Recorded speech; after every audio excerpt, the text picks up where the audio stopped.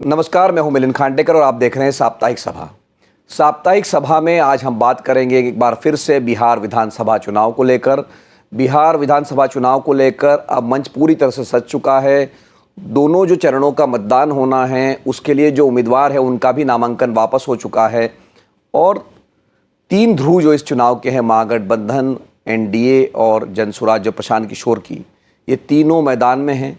तो इस पूरे चुनाव को लेकर बातचीत करने के लिए, विश्लेषण करने के लिए मेरे साथ जुड़ रहे हैं वरिष्ठ पत्रकार, अमर उजाला के कंसल्टिंग एडिटर विनोद अग्निहोत्री जी। विनोद जी, बहुत बहुत स्वागत है आपका। नमस्कार। तो विनोद जी, हमारे जो शो का रिवाज है, परंपरा है, वो सबसे पहले तो हम आपसे ये चाहना चाहेंगे, बड़ी तस्वीर कि चुनाव में बहुत कम वक्त रह गया है, 2 हफ्ते से कम समय में मतदान होना शुरू हो जाएगा। तो क्या समझे हमारे दर्शक कि किसका पलड़ा आपको भारी दिख रहा है?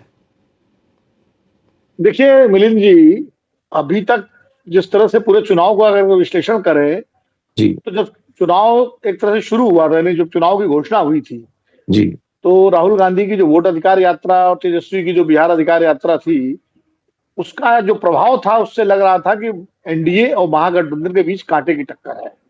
जी लेकिन जिस उसके साथ ही जिस तरह से घोषणाएं नीतीश कुमार की सरकार ने की और 10-10 हजार रुपए का सीधा सीधा जो उन्होंने महिलाओं के खाते में रकम डाली गई चुनाव की घोषणा से पहले, तो एक बारगी लगा कि इन घोषणाओं के जरिए तो एनडीए का पलड़ा भारी हो सकता है, क्योंकि एनडीए जो है वही प्रयोग कर रहा है जो मध्य प्रदेश में, महाराष्ट्र में, झारखंड में, इन राज्यों में किया गया था।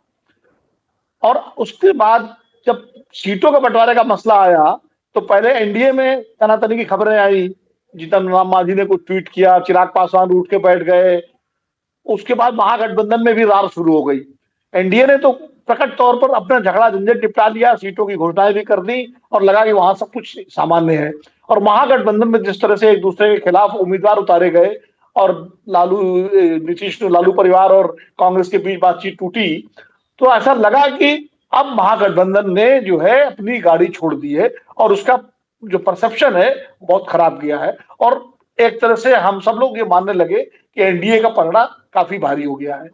लेकिन फिर अचानक जिस तरह से अशोक गहलोत गए और उसके बाद तेजस्वी यादव को मुख्यमंत्री का उम्मीदवार और मुकेश सहनी को उप मुख्यमंत्री का उम्मीदवार घोषित करके पूरे महागठबंधन ने अपनी एकता का संकेत दे दिया और एक चैलेंज छोड़ दिया एनडीए के सामने कि भाई हमने तो अपना मुख्यमंत्री का उम्मीदवार घोषित कर दिया है, उम्मीदवार आप भी घोषित करिए।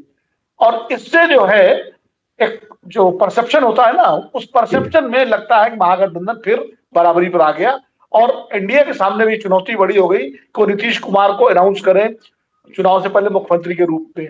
क्योंकि अमित शाह जी ने जब कहा कि चुनाव का मुख्यमंत्री का फैसला तो चुनाव के बाद होगा, तो उसका संदेश गया खासकर नीतीश कुमार के वोटर में, वो एक नकारात्मक संदेश गया है। क्योंकि नीतीश कुमार का जो जनाधार है वो एक बैलेंसिंग जनाधार है, संतुलनकारी जनाधार है बिहार में। वो जिस तरफ जाता है उस तरफ पलड़ा भारी हो जाता है। इसीलिए नीतीश कुमार जब लालू यादव के साथ मिलकर चुनाव लड़ते हैं तो बीजेपी मार्जिनलाइज हो जाती है, जब वो बीजेपी के साथ मिलकर लड़ते हैं तो आरजेडी मार्जिनलाइज हो जाती है। ये नीतीश कुमार का महत्व बिहार की राजनीति में है। और इसीलिए अब एनडीए के सामने चुनौती ये है कि वो नीतीश कुमार को घोषित करे मुख्यमंत्री पद का उम्मीदवार। तब नीतीश कुमार के वोटर को ये भरोसा होगा कि हाँ, नीतीश कुमार ही चुनाव के बाद मुख्यमंत्री बनेंगे। खाली ये कहने से काम नहीं बनेगा कि नीतीश कुमार गठबंधन में नेता है, क्योंकि ये भारतीय जनता पार्टी महाराष्ट्र में शिंदे के साथ जो प्रयोग कर चुकी है, अपोजिशन खासकर आरजेडी और कांग्रेस ये चैलेंज दे रहे हैं क्या नीतीश कुमार को शिंदे बनाने की तैयारी है। तो परसेप्शन की लड़ाई में अब दोनों गठबंधन एक दूसरे के आमने सामने बिल्कुल आ चुके हैं। नहीं तो सर, जैसे आपने परसेप्शन की बात कही, लेकिन आंकड़ों के लिहाज से अगर हम देखें तो पिछली बार जो वीआईपी पार्टी थी ये चली गई थी अंतिम समय एनडीए में, और इस बार भी ऐसा ही लगा था कि भाई इतना रूठना बनाने में कहीं मल्ला वोट उधर ना चला जाए, लेकिन उनको संभाल लिया महागठबंधन ने, उनको उप मुख्यमंत्री का उम्मीदवार बना के। लेकिन चिराग पासवान इस बार उस पाले में है, एनडीए के पाले में है वो। और तो कागज़ पे अगर आप वोट प्रतिशत में देखेंगे तो एनडीए आगे हैं, लेकिन वीआईपी भी इधर आ गई है इससे।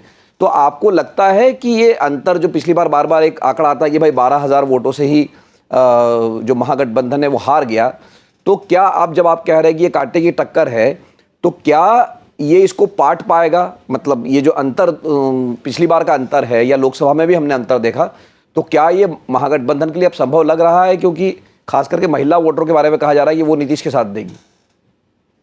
देखिए मिलिंद जी, ऐसा है कि पिछले चुनाव में चिराग पासवान एक ने बड़ी भूमिका अदा की थी जनता दल यूनाइटेड को कमजोर करने में, और उसकी वजह से ही एनडीए, जब जनता दल यूनाइटेड कमजोर हुआ तो जाहिर है एनडीए की ताकत भी कमजोर हुई, क्योंकि अगर गाड़ी का एक पहिया पंचर हो जाएगा तो दूसरा पहिया कितना खींच पाएगा। और उसमें चिराग पासवान की बड़ी भूमिका थी। भारतीय जनता पार्टी तो 75 सीटें, कुमार की पार्टी जो है वो 42 सीटों पर आ गई 80 सीटों से, उससे वोट भी कम हुए और सीटें भी कम हुई। इस बार चिराग पासवान एनडीए के पाले में है, लेकिन उसको बैलेंस कर रहे हैं मुकेश सहनी, जो उधर महागठबंधन के पाले में चले गए हैं। इस बार चुनाव में एक नया फैक्टर है, वो है प्रशांत किशोर। प्रशांत किशोर की भूमिका क्या होगी, इस पर बहुत कुछ निर्भर करेगा। वो 243 सीटों पर चुनाव लड़ रहे हैं, और जिस तरह पिछले 2.5-3 साल से उन्होंने बिहार में मेहनत की है, खासकर 2 साल तो उन्होंने पूरा बिहार जो है घुमा है, एक एक गांव घूमे हैं। ऐसे में एक मोटा आंकड़ा ये है, अनुमान ये है कि हर चुनाव क्षेत्र में 5,000 से लेकर के 10,000, 15,000, 20,000 का वोट एक जनाधार उन्होंने अब तक तैयार किया है। और खासकर वो वोटर जो एक उम्मीद परस्त वोटर है, जो ये बिहार में बदलाव चाहता है, बदलाव तो चाहता है, और बदलाव की वजह से वो नीतीश कुमार के साथ जुड़ा था, वो नरेंद्र मोदी के साथ जुड़ा था। लेकिन 20 साल के जो नीतीश कुमार का शासन है और बीजेपी का शासन है, उससे अब वो निराश होकर के एक नई उम्मीद की तरफ देखना चाहता है, और आरजेडी के साथ जाना नहीं चाहता। उसको प्रशांत किशोर अपने पाले में लाने में किस हद तक कामयाब रहते हैं, ये चुनावों पर, परिणामों पर बड़ा असर डालेगा। और जो खबरें आ रही हैं वो ये है कि पहले माना जा रहा था कि प्रशांत किशोर महागठबंधन का वोट काटेंगे, खास करके मुसलमानों में और पिछड़ों में वो जो है सेंधमारी करेंगे। लेकिन अब जिस तरह की खबरें आ रही हैं कि एक ठीक ठाक संख्या में सवर्णों का वोट, नौजवानों का वोट, पढ़े लिखे नौजवानों का वोट और शहरी वोट, जो आमतौर पर बीजेपी एनडीए का वोट माना जाता है, उसमें भी प्रशांत किशोर सेंधमारी कर रहे हैं। तो अब प्रशांत किशोर की सीटें कितनी आती है, उससे ज्यादा महत्वपूर्ण ये होगा कि वोट कितना आता है और किस खेमे का वोट वो काटते हैं।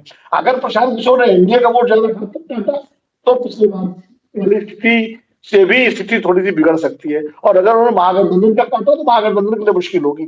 लेकिन अभी तक जो खबरें हैं कि प्रशांत, जिस तरह भारतीय जनता पार्टी ने पीके के 3-3, 4-4 उम्मीदवारों को बिठाने का उपक्रम किया, जिसका आरोप प्रशांत किशोर ने लगाया, उससे लगता है कहीं भारतीय जनता पार्टी के अंदर ये एक क्या कहते हैं, एक वो है शंका कि प्रशांत किशोर कहीं उसके वोटों में सेंधमारी न करें।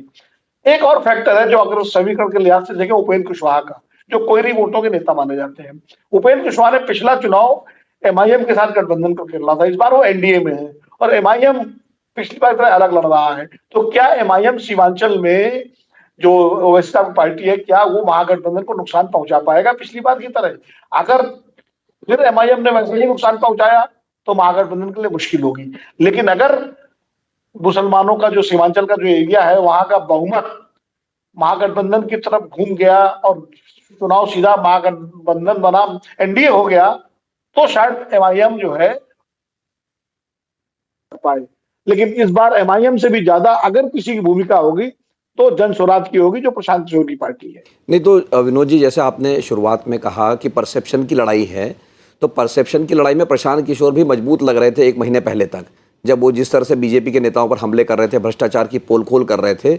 उन्होंने ये भी कह दिया कि मैं चुनाव लड़ूंगा, लेकिन वो चुनाव मैदान से हट गए, मतलब सीधे राघोपुर से या और भी करघर से उनके लड़ने की चर्चा थी। तो कहीं ना कहीं उनका भी जो मोमेंटम है वो कम हुआ नहीं लगता आपको? कि और एक बात ये भी कही जा रही थी, जो आपकी बात को मैं आगे बढ़ा रहा हूँ, कि ये माना जा रहा था कि पिछले चुनाव में जो चिराग पासवान ने भूमिका अदा की थी, मतलब जेडीयू को नुकसान पहुंचाने की, वो इस बार पीके करेंगे, और पीके बार बार ये कह रहे हैं कि इस बार जेडीयू की 25 से ज़्यादा सीटें नहीं आएंगी। तो आपको क्या लगता है कि मतलब एक तो इनका जो परसेप्शन थोड़ा खराब हुआ है चुनाव न लड़ने से, उसके बावजूद भी जो क्या वो कह रहे हैं कि 25 सीटों में समेट दूंगा जेडीयू को, ये हो पाएगा आपको लगता है? नहीं, मुझे नहीं लगता। मैं इससे तो सहमत नहीं हूँ कि पीके 25 सीटों पर जेडीयू को समेट देंगे, क्योंकि जितनी घोषणाएं नीतीश कुमार ने की हैं, उनका असर, उनका लाभ अगर एनडीए को मिलेगा तो उसमें जेडीयू को सबसे ज्यादा लाभ मिलेगा, क्योंकि नीतीश कुमार मुख्यमंत्री हैं। पीके, मुझे लगता है कि कहीं ना कहीं अगर एनडीए में भी पीके नुकसान करेंगे तो जेडीयू से ज्यादा बीजेपी का नुकसान करेंगे। वो खासकर सवर्णों के बीच में, क्योंकि बिहार में महागठबंधन का भी नेतृत्व तो पिछड़ों के हाथ में है और एनडीए का नेतृत्व भी पिछड़ों के हाथ में है। लालू यादव जब से सत्ता में आए 1990 की से लेकर के और आज 2025 तक सवर्णों के हाथ का कोई नेता बिहार में उस तरह से उभर करके सामने नहीं आया जिस पर बिहार का सवर्ण समाज जो है भरोसा कर सके। प्रशांत किशोर ने वो कोशिश की है कि वो चूंकि जिस समाज से आते हैं, ब्राह्मण समाज से आते हैं, वो सवर्ण समाज का हिस्सा है, हालांकि उनकी संख्या बिहार में उतनी नहीं है, जो एक कोई बड़ा चंक उनके पास नहीं है, लेकिन इस तरह से नीतीश कुमार के पास भी 3 या 4% ही कुर्मी वोट था, लेकिन वो अति पिछड़ों के नेता बन गए।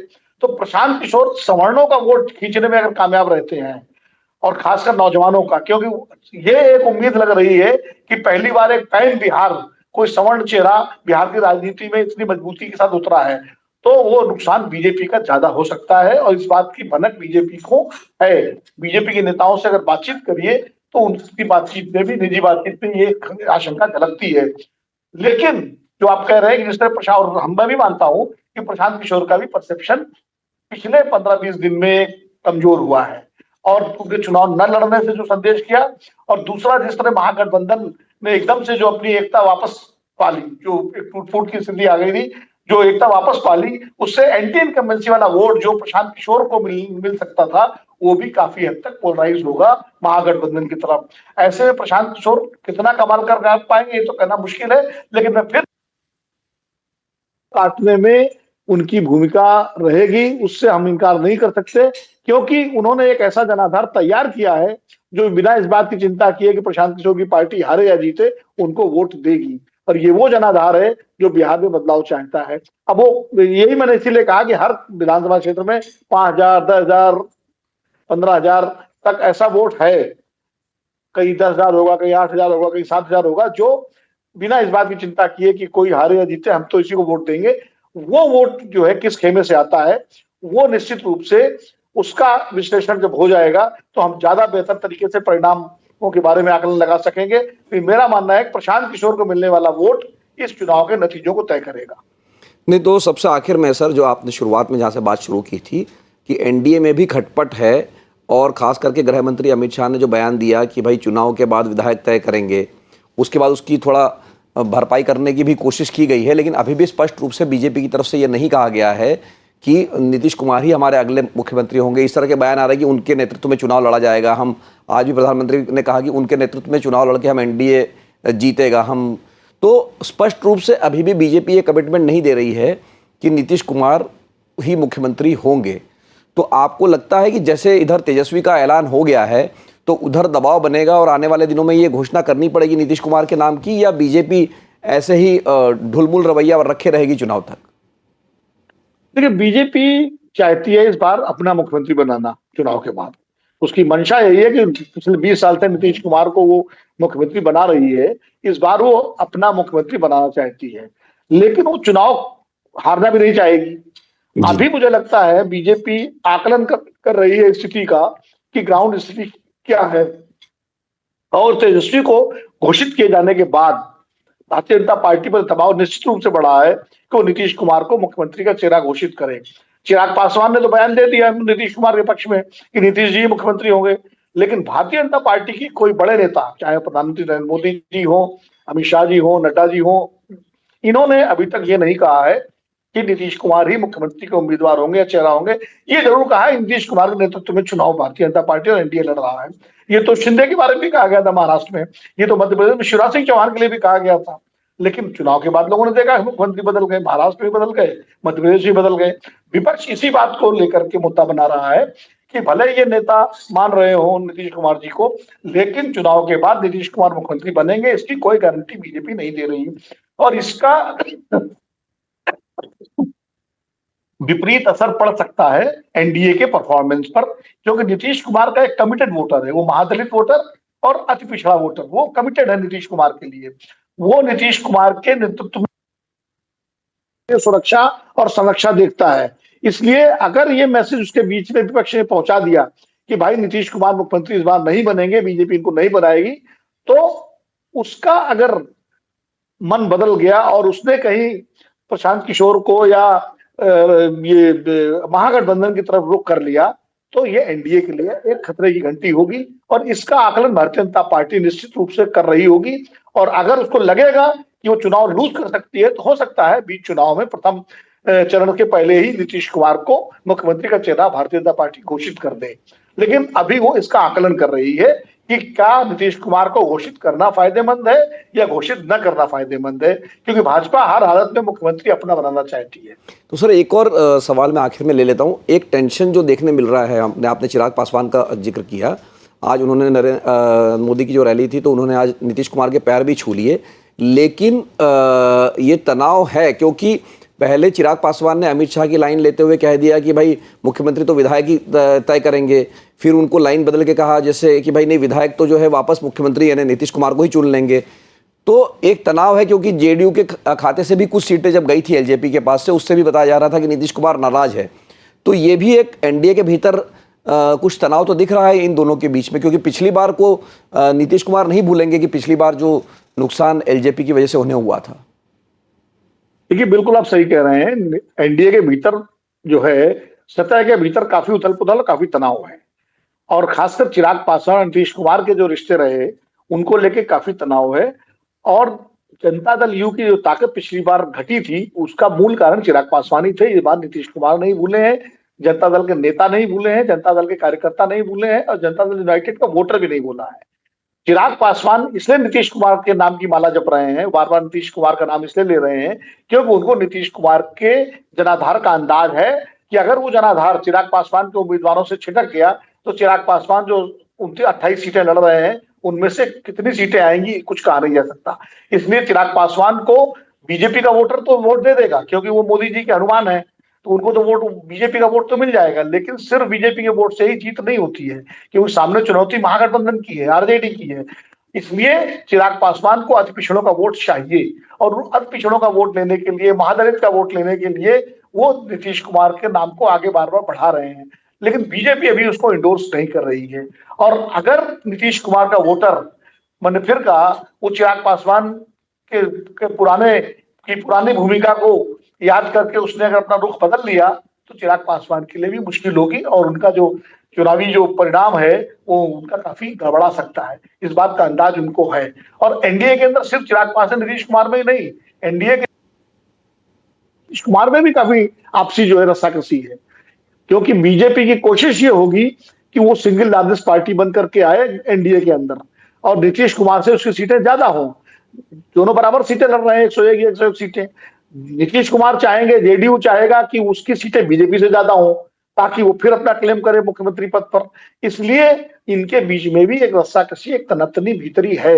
अब वो चुनाव नतीजों को किस तरह प्रभावित करती है तो नतीजों के बाद हम इसका विश्लेषण करेंगे। लेकिन ये भी इस तथ्य को भी ध्यान में रखना चाहिए कि उनके भीतर भी सब कुछ ठीक ठाक नहीं है। महागठबंधन में इसका उल्टा है। महागठबंधन में कांग्रेस जितनी सीटें लड़ रही सब की सब जीत ले तो भी वो आरजेडी के सामने बराबर नहीं पहुंच पाएगी। आरजेडी तो 146 सीटें लड़ रहा है, अगर आधे पर भी आए तो भी वो 70 सीटों 70-72 सीटें तो उसकी आई जाएंगी।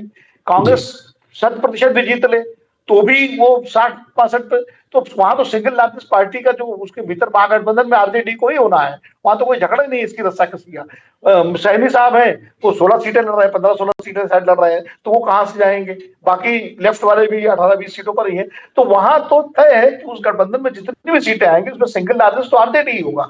लेकिन एनडीए में ये रस्साकसी है, सिंगल लार्जेस्ट बीजेपी अपने को चाहती है और जेडीए अपने को चाहता है। इस रस्साकसी का भी चुनाव नतीजों पर कुछ न कुछ असर हो सकता है। बहुत बहुत धन्यवाद विनोद जी इस बातचीत के लिए। तो हमारे साथ जुड़े थे विनोद अग्निहोत्री जी, अमर उजाला के कंसल्टिंग एडिटर, वरिष्ठ पत्रकार, राजनीतिक विश्लेषक। उनका आकलन ये है कि चुनाव में ऐसा लग रहा था कि मुकाबला एक तरफा होने जा रहा है, एनडीए का पलड़ा भारी लग रहा था।